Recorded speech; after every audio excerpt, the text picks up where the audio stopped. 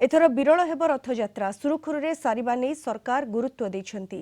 यात्रा परे भक्तंकर दर्शन और महाप्रभुंकर नीतिकांति को प्राथमिकता दियाजिबो बोली कहिसन्ति आईन मंत्री। 2-3 मास मध्यरे एने एक खसड़ा प्रस्तुत कराजिबो बोली कहिसन्ति आईन मंत्री पृथ्वीराज हरिचंदन। पुरी गस्त करी जिला और पुलिस प्रशासन अधिकारींक सह मंदिर प्रशासन अधिकारींक सहित आलोचना करिसन्ति। चलित वर्ष रथयात्रा आयोजन मुख्य चैलेंज हेबो, तेबे एथिपई एक योजना प्रस्तुत हेउछि। बिना बाधारे ठीक समय रथयात्रा नीति संपन्न उपरे गुरुत्व देउछन्ति राज्य सरकार। रथारूढ़ ठाकुरंक श्रृंखलित दर्शन करिवे भक्त। स्नान पूर्णिमा और रथयात्रा पई स्वतंत्र ब्लू प्रिंट प्रस्तुत होइतिबा से कहिसन्ति। आसंताकाली परिचालना कमिटी बैठक बसिबो। मुख्यमंत्री अध्यक्षतार बैठक सरीथिबा बेले सेवायतमानक सह आलोचना होइछि। दैतापति निजोग सह मध्ये आलोचना करा जाय नीति श्रृंखलित करा जाय सबु कार्य करा जिबाकू लक्ष्य रखा जायछि।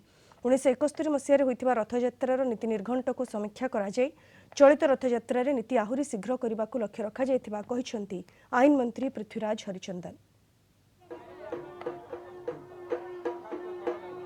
चलीची को समय रे कोन हबो बोली एथिरे मैनेजमेंट कमिटी रे थिबा समस्त निजोगर जो माने प्रतिनिधि माने थिले सेमानक सहित माननीय मुख्यमंत्री एक साक्षात हेकी से बाबद आलोचना हेची।